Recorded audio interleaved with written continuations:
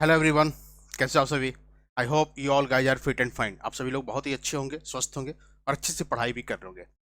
My self Praveen Singh, last 10 year से civil services के बच्चों के लिए मैं मेंटरिंग प्रोवाइड कर रहा हूँ दिल्ली के अंदर डिफरेंट डिफरेंट इंस्टीट्यूट्स में। और मैं basically geography, environment and technology और डिजास्टर मैनेजमेंट सेक्शंस के लिए मेंटरिंग प्रोवाइड करता हूँ ज्योग्राफी सिविल सर्विसेज के बच्चों के लिए। देखो, आज बच्चों हम लोग बहुत ही इंपॉर्टेंट टॉपिक डिस्कस करने वाले हैं। वो टॉपिक ये है हमारा इन्वायरमेंट एंड टेक्नोलॉजी। जैसा कि आप सभी जानते हैं, ये बहुत ही हॉट टॉपिक है एग्जामिनेशन के पॉइंट ऑफ व्यू से, प्रिलिमिनरी एग्जामिनेशन के पॉइंट ऑफ व्यू से और मेंस एग्जामिनेशन के पॉइंट ऑफ व्यू से, क्योंकि इस टॉपिक का इंपॉर्टेंस, रिलेवेंस जो है कंटिन्यूस आपको बढ़ता चला जा रहा है। आज के सेशन में हम लोग बेसिकली डिस्कस यही करने वाले हैं कि जो इन्वायरमेंट इकोलॉजी सेक्शन है, इसको हम लोग डील कैसे करें। डील करने में तो इसको कैसे इजीली हम लोग टैकल करें। बेसिकली हमें पढ़ना क्या होता है, कई बार हमें इसमें सिलेबस ही समझ में नहीं आता है कि कौन कौन से टॉपिक हमें पढ़ने होते हैं, कहाँ से पढ़ने होते हैं, हमारे सोर्सेज क्या होंगे, तो किस अप्रोच के साथ इसे पढ़ना है। बात समझ रहे हैं इसको? It means environment and technology जो है कि इंपॉर्टेंट सेक्शंस बन जाता है हमारे लिए। आप सबके लिए बहुत ही इंपॉर्टेंट टॉपिक है और ये बहुत ही इंपॉर्टेंट सेशन भी है। इस सेशन से पूरी हम स्ट्रेटेजी और अप्रोचेस को समझेंगे कि इन्वायरमेंट टेक्नोलॉजी का हमारा अप्रोच और स्ट्रेटेजी क्या होनी चाहिए। ठीक है, समझ रहे इस बातों को मेरे? जैसे आप देखो, सबसे पहले यदि मैं बात करूं, देखो सिंपल सी बात है, strategy and approach for the environment and technology. देखो, जब हम स्ट्रेटेजी और अप्रोचेस की बात करते हैं कि इन्वायरमेंट टेक्नोलॉजी की स्ट्रेटेजी अप्रोच क्या होती है, सबसे पहले एक चीज समझो, कोई भी चीज आप समझते हो, कोई भी चीज जानते हो, उसकी बेसिक्स टर्म्स को समझते हैं। जब भी हम कुछ चीज डिस्कस करते हैं तो डिस्कस करने का अर्थ है कि बेसिक टर्म्स को समझना है। इट मीन्स इन्वायरमेंट क्या होता है, इकोलॉजी क्या होती है, इकोसिस्टम क्या होता है, नीके किसे कहते हैं हम लोग, बायोम्स क्या होते हैं, टेरेस्ट्रियल बायोम्स क्या है, एक्वेटिक बायोम्स क्या है, ऐसे कुछ बेसिक टर्म्स होते हैं। कार्बन सिंक क्या होता है, ऐसे कुछ बेसिक टर्म्स को हमें समझना होता है। देखो, इस सबसे पहले इस टॉपिक की हम बात करें, इस टॉपिक का जो रिलेशन है इन्वायरमेंट साइंस से जुड़ता है। इसके अलावा ये इन्वायरमेंट ज्योग्राफी से भी रिलेटेड होता है और दोनों एक दूसरे से इंटर रिलेटेड है। इट मीन जो इन्वायरमेंटल साइंस का पार्ट है, मैंने शॉर्ट में यहाँ पे साइंस लिख दिया, जियो लिखा हुआ, बट पूरा आप समझ रहा है कि साइंस और ज्योग्राफी है। तो जो इन्वायरमेंटल साइंस है, यानी कहीं ना कहीं ये टॉपिक कहीं ना कहीं साइंस के साथ भी जुड़ता है, तो कहीं ना कहीं ज्योग्राफी से भी जुड़ता है और ये आपस में इनमें इंटर रिलेशंस भी होते हैं। इट मीन्स आपको कहीं ना कहीं जब हम इन्वायरमेंट को ज्योग्राफी में पढ़ते हैं तो उसके लिए हमें साइंस की बेसिक नॉलेज होनी चाहिए, और जब हम इन्वायरमेंट को साइंस के अंदर पढ़ते हैं उसके लिए हमें ज्योग्राफी की उसकी बेसिक नॉलेज चाहिए ही चाहिए। इसी से रिलेट होकर के हमारा इन्वायरमेंटल इश्यूज होते हैं। इट मीन्स हमें इन्वायरमेंटल इश्यूज को भी डिस्कस करना होता है या समझना होता है। और ये सारी चीज़ें देखोगे तो आपको कहीं ना कहीं जो इन्वायरमेंटल इश्यूज हैं वो करंट अफेयर्स के साथ रिलेट हो जाते हैं, करंट इश्यूज के साथ रिलेट हो जाते हैं। इट मीन्स बेसिकली इस टॉपिक को समझा जाए तो बेसिक टर्म्स को हम लोग जानते हैं कि बेसिक टर्म्स हमारे क्या होते हैं। इसके बाद इस सब्जेक्ट को समझोगे तो ये साइंस से रिलेटेड है, इन्वायरमेंटल साइंस से जुड़ा हुआ है, इन्वायरमेंटल ज्योग्राफी से रिलेटेड है। दोनों की समझ आपको, दोनों एक दूसरे से रिलेटेड बनते हैं। इसके अलावा इन्वायरमेंटल ज्योग्राफी को समझते हैं तो उससे हमें इन्वायरमेंटल इश्यूज को समझना ईजी हो जाता है, ईजी हो जाता है। इट मीन मैं इसको ऐसे समझो कि यदि इन्वायरमेंटल साइंस की समझ रखते हैं तो इन्वायरमेंटल ज्योग्राफी को समझना आपके लिए, जब इन्वायरमेंटल ज्योग्राफी की समझ रखते हैं तो आप इन्वायरमेंटल साइंस को भी इजीली समझ सकते हैं। देख लो, एरो दोनों तरफ का शो कर रहा है। उसी तरीके से यदि आप इन्वायरमेंटल ज्योग्राफी को समझते हैं तो इन्वायरमेंटल इश्यूज को समझना आपके लिए ईजी हो जाता है। यदि आप इन्वायरमेंटल इश्यूज को समझते हैं तो आपके इन्वायरमेंटल ज्योग्राफी भी समझना ईजी हो जाता है। और ये इशू को समझते हैं तो करंट अफेयर्स भी समझना ईजी होता है। जैसे कई बार होता है ना कि हमें क्या चीज़ें न्यूज़पेपर के अंदर या करंट अफेयर्स में पढ़नी है, तो इनसे रिलेटेड जो न्यूज़ आती है उसको पढ़नी है। देखो, इसमें ना यहाँ पे दो अप्रोचेज काम करती है तैयारी करने का। एक अप्रोच ये होता है कि हम लोग कॉन्सेप्ट, समझिएगा ध्यान से कैसे लोग इसको प्रिपेयर करते हैं। एक अप्रोच होता है कॉन्सेप्ट और एक हो आपका न्यूज। जो क्वेश्चंस होते हैं करंट इश्यूज के साथ रिलेट करके क्वेश्चन पूछे जाते हैं। तो अब एक अप्रोच ये कहता है कि हम लोग न्यूज के थ्रू कॉन्सेप्ट को बिल्डअप करते हैं, न्यूज के थ्रू कॉन्सेप्ट को बिल्डअप करते हैं। मीन्स ये हुआ कि हम न्यूज़पेपर में पढ़ रहे हैं, न्यूज़पेपर के अंदर जो इन्वायरमेंटल साइंस से रिलेटेड, इन्वायरमेंटल ज्योग्राफी से रिलेटेड, इन्वायरमेंटल इशू से रिलेटेड जो न्यूज़ आर्टिकल्स मिलते हैं, उन आर्टिकल्स को हम लोग पढ़ते हैं और उसके थ्रू अपने कॉन्सेप्ट को, अपने अप्रोच को डेवलप करते हैं। एक अप्रोच ये हुआ तैयारी करने का। एक अप्रोच ये हुआ कि हमने कॉन्सेप्ट को समझा और कॉन्सेप्ट को समझने के बाद उससे रिलेटेड जो न्यूज़ होते हैं उसे हम लोग डिस्कस करें, उसे हम लोग पढ़ रहे हैं। हुआ ना कि हमने कॉन्सेप्ट को समझा, इट मीन्स इन्वायरमेंटल साइंस के ज्योग्राफी की बात को, इन्वायरमेंटल ज्योग्राफी की बात को, इन्वायरमेंटल इश्यूज जो है, क्लाइमेट चेंज है, बायोडाइवर्सिटी है, इन सब के कॉन्सेप्ट को समझने के बाद उससे रिलेटेड न्यूज़ को पढ़ते हैं। देखो जनरली क्या होता है कि ये जो अप्रोच है कि न्यूज़ के थ्रू कॉन्सेप्ट को डेवलप करना, ये आपको बेनिफिट दे भी सकता है, लॉस भी हो सकता है।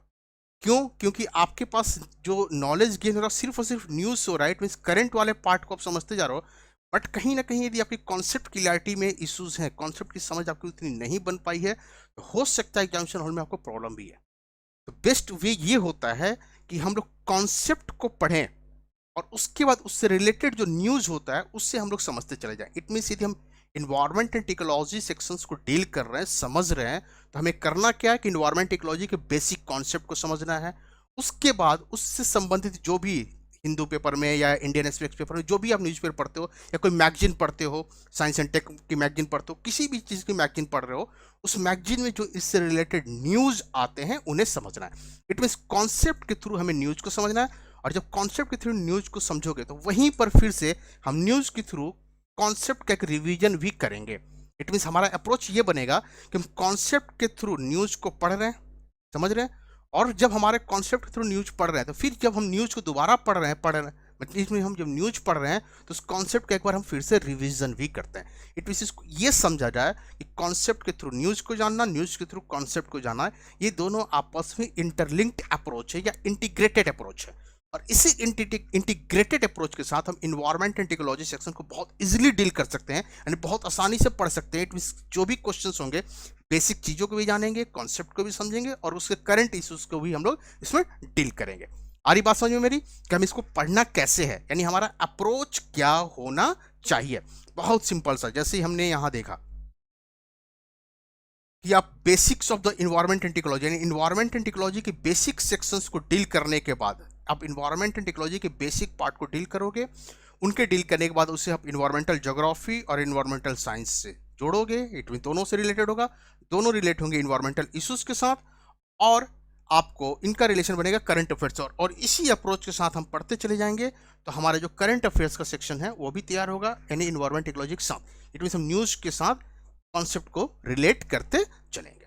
ठीक है, समझ रहे इसको कि हमारा अप्रोच क्या होना चाहिए, यानी किस स्ट्रेटजी और अप्रोच पे से डील करना है। अब देखो जहाँ तक हम लोग समझते हैं इस टॉपिक को, इन्वायरमेंट एंड टेक्नोलॉजी सेक्शंस की मैं बात करूँ तो एक्चुअल में क्या है कि आपको इन्वायरमेंट एंड टेक्नोलॉजी जो सेक्शंस है ये आपको बहुत इंपॉर्टेंट सेक्शंस बन जाता है। क्यों बनता है ये थोड़ा सा इसके भी डिस्कस करते हैं कि आखिर क्यों इंपॉर्टेंट है। देखो यदि मैं बात करूँ एग्जामिनेशन हॉल के अंदर, एग्जामिनेशन मतलब हमारा प्रीलिम एग्जामिनेशन और मेंस एग्जामिनेशन, यदि आप प्रीलिमिनरी एग्जामिनेशन को देखो, प्रीलिम्स एग्जामिनेशन को, तो प्रीलिमिनरी एग्जामिनेशन में प्री एग्जामिनेशन के अंदर पीटी टेस्ट यानी प्रीलिमिनरी टेस्ट भी कहते हैं, यहाँ पर करीब करीब इन्वायरमेंट टेक्नोलॉजी से आपको 10 to 15 questions in and every years आपको एवरेज मिलने ही मिलने, यानी 15 टू, इसको कभी कभी हम लोग कई टाइम से इसको 15 to 18 क्वेश्चंस भी ले सकते हैं, यानी अप्रोक्स देखोगे तो 10 to 18 क्वेश्चन के वेरिएशन के बीच में आपको इन्वायरमेंट एंड टेक्नोलॉजी सेक्शन से क्वेश्चंस मिलने प्रीलिमिनरी एग्जामिनेशंस में।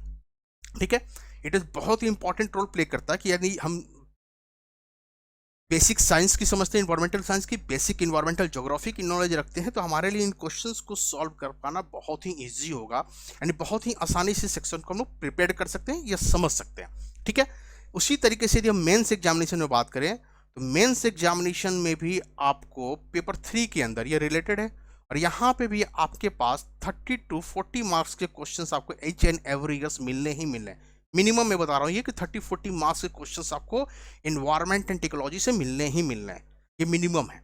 इट मीन्स ये हुआ कि इन्वायरमेंट एंड टेक्नोलॉजी का एक ऐसा सेक्शन बन गया हमारे लिए कि जो बहुत इंपॉर्टेंट है। दूसरी बात क्या है कि ये सेक्शन जो है इन्वायरमेंट एंड टेक्नोलॉजी पेपर 1 से भी रिलेटेड होगा। क्यों? क्योंकि इन्वायरमेंटल ज्योग्राफी से रिलेटेड होता है, और ज्योग्राफी हम लोग पेपर 1 में डिस्कस करते हैं, इसे हम लोग कहाँ पढ़ते हैं? पेपर 1 के अंदर, पेपर फर्स्ट में पढ़ते हैं। इट मीन्स कहीं ना कहीं यहाँ पे पेपर 1 के अंदर भी इन्वायरमेंट एंड टेक्नोलॉजी सेक्शन से क्वेश्चंस आपसे पूछे जा सकते हैं ज्योग्राफी के साथ उसे रिलेट करके। इट मीन्स मैं बात करूँ तो डायरेक्टली पेपर 3 में तो क्वेश्चंस आपको मिलने ही मिलने हैं। आ रही बात समझ में मेरी कि पेपर 3 में तो क्वेश्चंस आपको मिलने ही है 30 to 40 मार्क्स का, बट यहाँ पे एक पॉसिबिलिटीज हमारे पास पेपर 1 के साथ भी है जहाँ पे क्वेश्चंस आपको बनने की संभावना बन जाती है। यानी एक बहुत ही इंपॉर्टेंट सेक्शन से एग्जाम के पॉइंट ऑफ व्यू से preliminary examinations and mains examinations. साथ में हमने अभी ये भी समझा कि इसमें इन्वायरमेंटल साइंस की बेसिक समझ चाहिए, इन्वायरमेंटल ज्योग्राफी की बेसिक समझ होनी चाहिए, इसके बाद इन्वायरमेंटल इश्यूज को समझना है, उनको हम लोग करंट के साथ जोड़ेंगे। पढ़ने का अप्रोच हमारा ये हो सकता है कि हम न्यूज़पेपर को पढ़ के कॉन्सेप्ट डेवलप करें, या फिर कॉन्सेप्ट को समझ के उससे रिलेटेड न्यूज़ को पढ़ते चले जाएं, समझते चले जाएं। ठीक है, देखो एक अप्रोच बच्चों में ये भी पाया जाता है, बच्चों में इस सेक्शन को तैयार करने का एक अप्रोच आप देखोगे और आप पाओगे कि वो लोग क्या करते हैं कि जैसे आप देखिए ना, या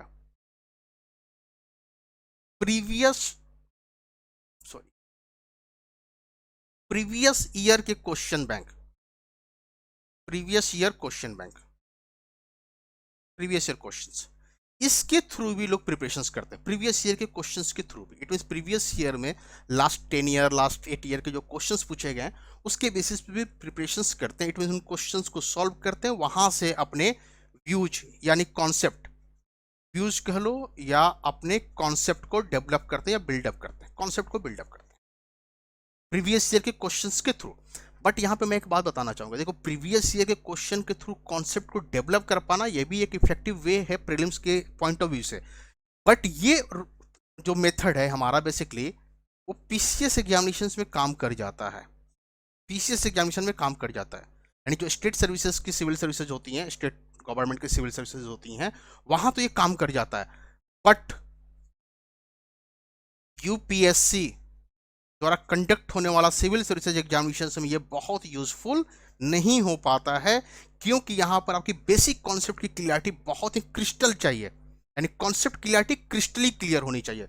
और क्रिस्टल कॉन्सेप्ट क्लियरिटी के लिए आपको बेसिक टेक्स्ट को पढ़नी पड़ेगी, समझनी पड़ेगी, जाननी पड़ेगी, तभी ये पॉसिबल हो पाता है। इसी वजह से क्वेश्चन पेपर के थ्रू प्रिपरेशंस बनाना, यानी व्यूज को डेवलप करना, अपने कॉन्सेप्ट को डेवलप करना, ये पीसीएस एग्जामिनेशंस के लिए तो यूजफुल है, बट सिविल सर्विसेज एग्जामिनेशन जो है यूपीएससी द्वारा कंडक्ट होने वाले इस एग्जामिनेशन में ये बहुत ज़्यादा कम यूजफुल नहीं हो पाता है। बट साथ ही साथ में जब हम प्रिपरेशंस करते हैं तो प्रीवियस ईयर क्वेश्चंस को जानना, देखना जरूरी होता है, क्योंकि इसी के थ्रू हम अपने एग्जाम की स्ट्रेटजी को समझ पाते हैं और अपने प्रिपरेशन के डायरेक्शंस को भी समझ पाते हैं कि हमारा प्रिपरेशन डायरेक्शन सही है या गलत है। आ रही बात समझ में? यानी हमें प्रीवियस ईयर क्वेश्चन को भी साथ में लेके चलना है, इसको हम लोग अवॉइड या नेग्लेक्ट नहीं कर सकते। ठीक, समझ रहे इस चीज को? अब देखो मैं बात करूं, जैसे अभी तो हमने समझा कि किस अप्रोच के साथ इसको डील करते हैं, लेकिन जब आप कोई भी चीज पढ़ते हो तो यार उसका आपका सिलेबस पता होना चाहिए, रियल में सिलेबस क्या है। तो हम लोग अब 1 by 1 प्रीलिम्स और मेंस दोनों के सिलेबस को समझेंगे। इसमें जो इन्वायरमेंट एंड टेक्नोलॉजी का सेक्शन है हमारे पास, उस सेक्शन में सिलेबस यूपीएससी ने क्या दे रखा हुआ है, यूपीएससी ने क्या सिलेबस को मेंशन किया हुआ है, ताकि हम अपने प्रिपरेशंस को बेहतर कर सकें। देखो यदि मैं प्रीलिम्स के सिलेबस की बात करूं, यूपीएससी प्रीलिम्स सिलेबस, यूपीएससी के प्रीलिम्स के सिलेबस में आप आते हैं तो यहां पे आपका लिखा हुआ है general issues on environment and technology. It means question ये कह रहा है आपके पास कि जो इन्वायरमेंट एंड टेक्नोलॉजी के जनरल इश्यूज हैं, जो इन्वायरमेंटल इश्यूज हो रही हैं हमारे साथ, उन्हें हमें समझना है। इसके अलावा बायोडाइवर्सिटी, जीव विविधता जो है हमारा, उससे समझना है। देन क्लाइमेट चेंज, जलवायु परिवर्तन जो है हमारा, उससे समझना है। यहां पर एक यूपीएससी ने वर्ड यूज किया है, that do not require subject specialisation. It means ये वर्ड कहता है कि आपको इनके अंदर इन्वायरमेंट एंड इकोलॉजी, बायोडाइवर्सिटी या क्लाइमेट चेंज के जो टॉपिक पढ़ते हैं, इस टॉपिक में आपको कोई स्पेसिफिक नॉलेज यानी स्पेशलाइजेशन नहीं चाहिए, एक बेसिक नॉलेज से ही आपका ये काम चल जाएगा। इट मीन जनरल इशू समझनी है। जो बोला ना मैकिन ने कि जैसे लोग कई बार क्या करते हैं कि न्यूज़पेपर को पढ़ के कॉन्सेप्ट को बिल्डअप करते हैं, बट थोड़ा सा उसमें रिस्क हो जाता है। रिस्क इस वजह से हो जाता है कि वहां पर यदि क्वेश्चंस थोड़े से भी ट्विस्ट होते हैं तो हमारे गलत होने की संभावनाएं बन जाती हैं, क्योंकि हमारी कॉन्सेप्ट क्लैरिटी इतनी अच्छी नहीं हो पाती, क्योंकि हमारा पूरा का पूरा कॉन्सेप्ट न्यूज़ से रिलेटेड बना हुआ है। यदि हम कॉन्सेप्ट को पढ़ के न्यूज़ के साथ उसको रिलेट करते हैं तो ये इस वे से हम अपने को बेहतर प्रिपेयर करते हैं। बेसिकली हमें करना यही है कि कॉन्सेप्ट से न्यूज़ को और न्यूज़ से कॉन्सेप्ट को दोनों को लिंक करना है। अप्रोच हमारा यही रखना है। ठीक है, आ रही बात समझ में? ये हुआ हमारा प्रीलिम्स का सिलेबस। जब पेपर में हम आते हैं तो आप देखो प्रीलिम्स में क्या है, general issues of environment and technology, ये हमें डिस्कस करना है। बायोडाइवर्सिटी पढ़नी है, क्लाइमेट चेंज पढ़ना है। इसी से रिलेटेड हम लोग आगे चल के पूरे इसको डिस्क्राइब करेंगे कि इसमें हमें टॉपिक्स क्या क्या डिस्कस करने होते हैं। जैसे अब यहाँ तो सिर्फ दिख रहा है कि general issue of environment and ecology है क्या, कैसे चीज़ें है, बायोडाइवर्सिटी में क्या करना होता है, क्लाइमेट चेंज में क्या करना होता है। पूरे इस टॉपिक को हम लोग वन बाई वन डिस्कस करेंगे कि इन्वायरमेंट इकोलॉजी किन किन टॉपिक की रिक्वायरमेंट रखता है, कि आपको किन किन टॉपिक समझ होनी चाहिए। हाँ, यहाँ पर ना एक चीज़ मैं और बताऊँ, जैसे कभी आप देखोगे सिलेबस को, चलो मेंस के सिलेबस को देखने के बाद इसको समझते हैं। जब मेंस के सिलेबस को देखते हो यहाँ पर, तो पेपर 3 में आपका ये इन्वायरमेंट एंड इकोलॉजी पार्ट है, पेपर 3 के अंदर रिलेटेड है ये। पेपर 3 में आप देखिए तो इन्वायरमेंट एंड इकोलॉजी सेक्शन हम लोग डिस्कस कर रही है, जो यहाँ पे आपको दिया हुआ है, conservations, environmental pollutions, डिग्रेडेशंस, environmental impact assessment, सिर्फ इतना लिखा हो ना।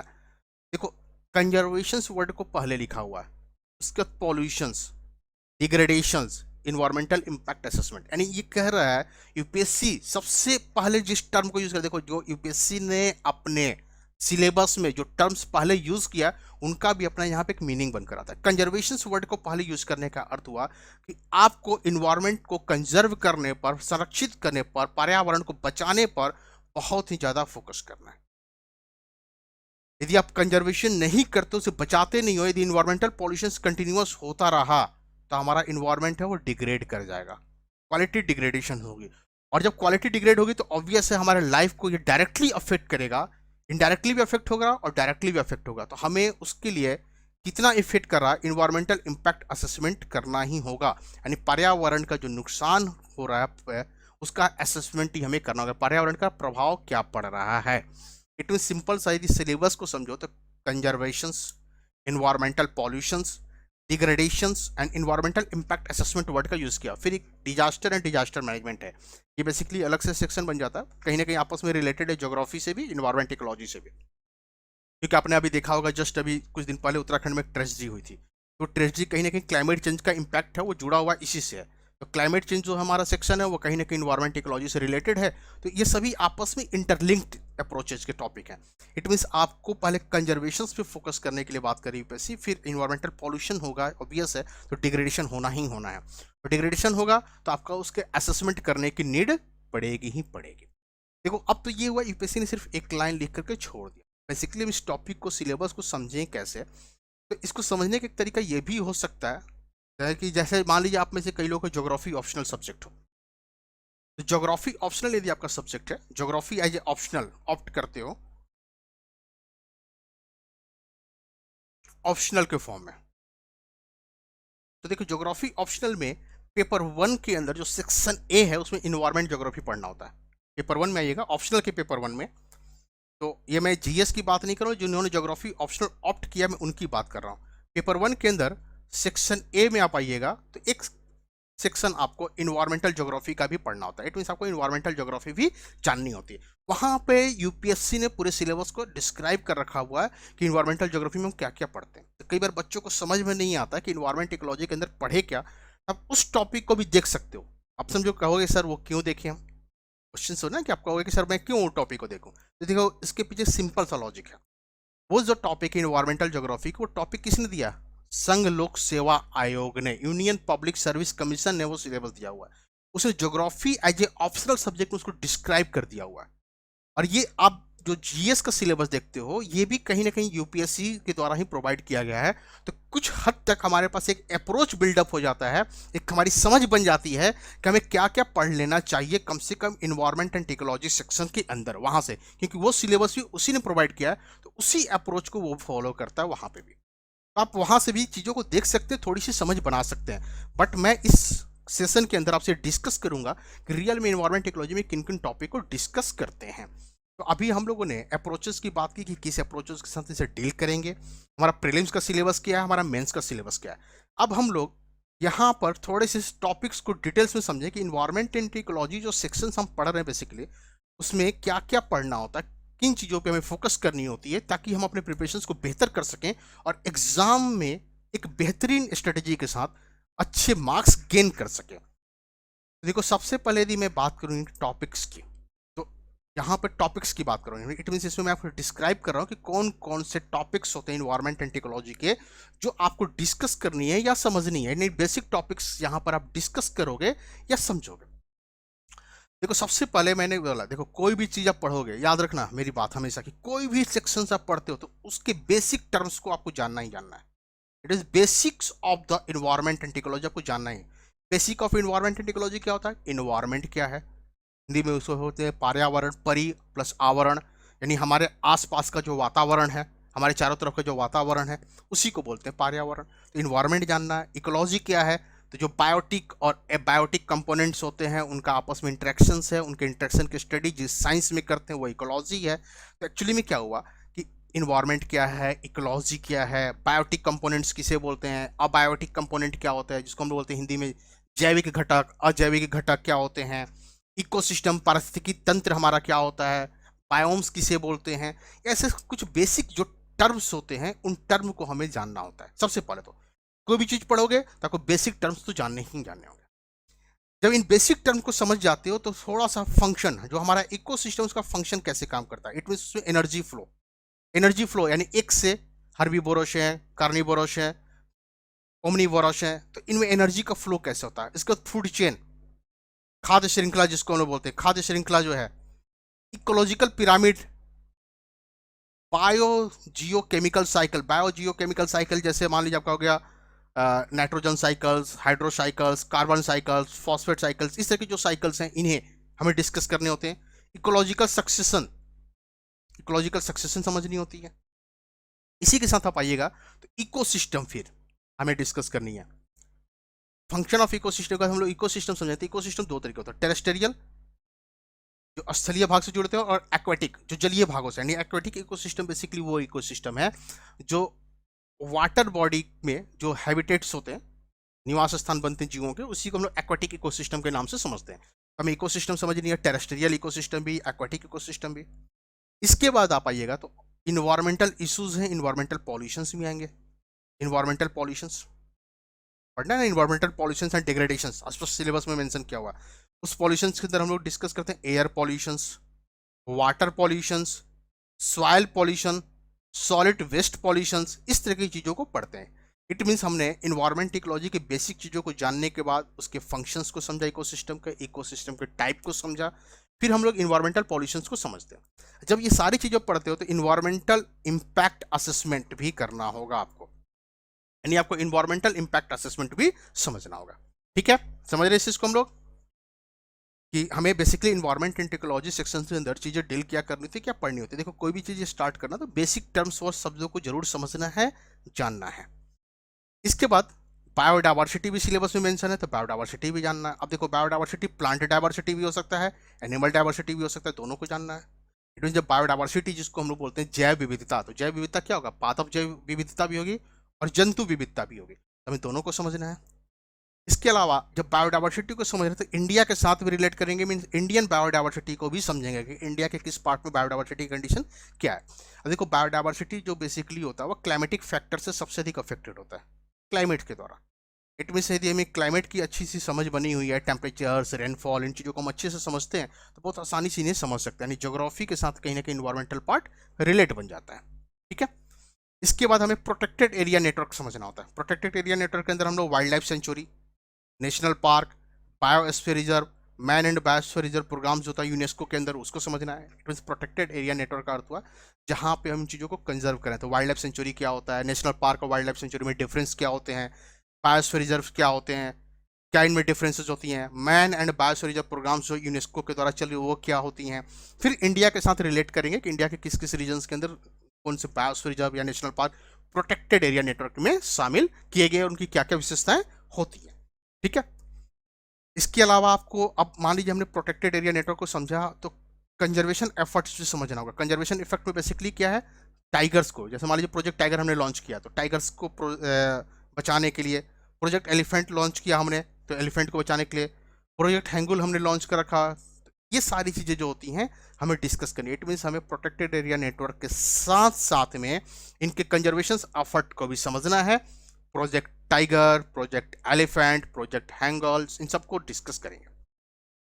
इसके बाद आप देखते हो तो यहाँ पर हमें क्लाइमेट चेंज, जलवायु परिवर्तन भी समझना है। उसमें ग्लोबल वार्मिंग का इफेक्ट, ग्लोबल वार्मिंग क्या होता है, कैसे इफेक्ट डालता है, ग्रीन हाउस इफेक्ट जो है यानी ग्रीन हाउस गैसेज होती हैं वो हमारे क्लाइमेट को कैसे अफेक्ट कर रही हो, ये सारी चीजें हमें डिस्कस करनी है। ठीक है, समझ रहे इसको? इट मीन्स यदि मैं बात करूँ टॉपिक्स की तो हमें समझ में आ रहा है कि कौन कौन से टॉपिक डिस्कस करने हैं। उसी तरीके से देखो तो अब हमें ओजोन डिप्लेशन भी पढ़ना होगा। ओजोन में नुकसान पहुंच रहा है यदि, तो उस भी से हमारे क्लाइमेट पे इफेक्ट होगा, ये भी डिस्कस करनी है। फिर impact of climate change in India, जो क्लाइमेट चेंज हो रहा उसका इंडिया पे इम्पैक्ट क्या पड़ेगा, उसके इम्पैक्ट को दो तरीके से समझोगे। एक तो एग्रीकल्चरल इम्पैक्ट होगा, मान लीजिए फ्लड या ड्रॉट की कंडीशंस बनती है तो ऑब्वियस है एग्रीकल्चरल इफेक्ट होगा, और एग्रीकल्चर इफेक्ट होगा तो फूड सिक्योरिटी भी क्रिएट होगी, खाद्य सुरक्षा की समस्या भी उत्पन्न होगी। इट मीन्स यदि हम क्लाइमेट चेंज के इफेक्ट को डिस्कस करते हैं तो क्लाइमेट चेंज में क्या हो रहा है कि जो आपको ड्रॉट, फ्लड्स का आना या कोई भी क्लाइमेटिक फिनोमेना के चेंज होने से जो हमारा एग्रीकल्चर अफेक्टेड हुआ, तो एग्रीकल्चर जैसे ही अफेक्ट होगा क्लाइमेट के चेंज होने से तो फूड सिक्योरिटी की प्रॉब्लम भी क्रिएट हो जाएगी। ठीक है, इसके अलावा क्लाइमेट के चेंज होने से हमारा इकोसिस्टम और बायोडाइवर्सिटी भी इफेक्ट होगा। मान लीजिए रेनफॉल्स कम होने शुरू हो गए या टेम्परेचर अधिक होने शुरू हो गए तो फॉरेस्ट फायर होने लग जाएगी। जैसे जंगलों में ना आग लगती है, तो जंगलों में आग क्यों होंगे? तापमान में कम वृद्धि होगी, टेम्परेचर इंक्रीज होगा और रेनफॉल कम होगा, तो उस कंडीशंस में फॉरेस्ट फायर वाली कंडीशंस भी बनेगी, तो इससे बायोडाइवर्सिटी या इकोसिस्टम पे भी इफेक्ट होगा। इसे हमें डिस्कस करना है।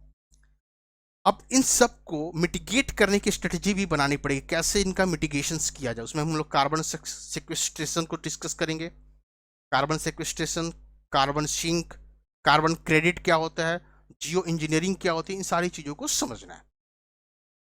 इन सब के साथ साथ आप देखोगे तो कुछ एक्ट और पॉलिसीज बनी हुई हैं। इन सबको इन्वायरमेंट और इकोलॉजी को प्रोटेक्ट करने के लिए कुछ एक्ट एंड पॉलिसीज बनाई गई हैं। जैसे कुछ इंपॉर्टेंट एक्ट एंड पॉलिसीज हमें पढ़नी होती है। Wildlife protection act 1972, environmental protection act 1986 के अंदर, नेशनल फॉरेस्ट पॉलिसी 1988 में, hazardous waste management amendment rules 2009, wetland rules 2017, national green tribunal जो है, इन सब के बारे में भी हमें डिस्कस करना है। इसमें कुछ एक्ट और पॉलिसी भी समझनी होगी जो इनको प्रिजर्व करने के लिए, कंजर्व करने के लिए हमारे कंट्री के द्वारा यानी टाइम टू टाइम बनाई गई हैं, ग्लोबल लेवल पर भी और अपने कंट्री के लेवल पर भी। ठीक है, समझ रहे इसको? यानी कोई डाउट, कोई कंफ्यूजन नहीं है किसी को?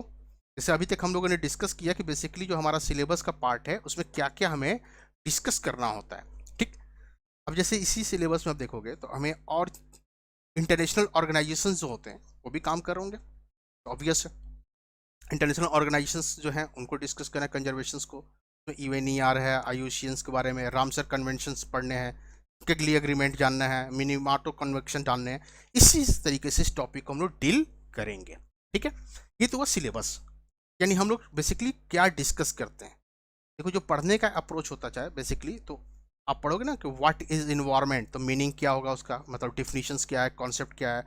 हाउ टू स्टडी इन्वायरमेंट, तो नेचुरल इन्वायरमेंट क्या होता है, इकोनॉमिक इन्वायरमेंट्स क्या होते हैं, सोशल इन्वायरमेंट क्या होते हैं, टाइप्स ऑफ इन्वायरमेंट में आते हैं, तो natural, cultural, artificial. Artificial environment जैसे मान लीजिए हमने एक्वेरियम क्रिएट किया है, तो एक्वेरियम एक आर्टिफिशियल इन्वायरमेंट का एग्जाम्पल हो गया। स्पेस में हम जा रहे हैं, स्पेस एजेंसी बना रहे हैं स्पेस के अंदर, तो हमारा आर्टिफिशियल इन्वायरमेंट का एग्जाम्पल हुआ। ये सारे अप्रोचेज के साथ इसको हम लोग डील करेंगे। तो जहाँ तक मैं समझ पा रहा हूँ कि अभी इतना तो समझ में हमें आ गया हो कि इस टॉपिक को हमें पढ़ना कैसे है और कैसे जानना है, यानी हमारा क्या अप्रोच होगा, हमारी क्या स्ट्रेटजी होगी और किन किन टॉपिक को पढ़ना होता है। तो हम लोगों ने आज के इस सेशन में सिलेबस भी डिस्कस किया कि क्या पढ़ोगे, किस अप्रोच भी पढ़ोगे और इसका पढ़ने का हमारा तरीका क्या होगा, टॉपिक्स क्या क्या पढ़ने होंगे।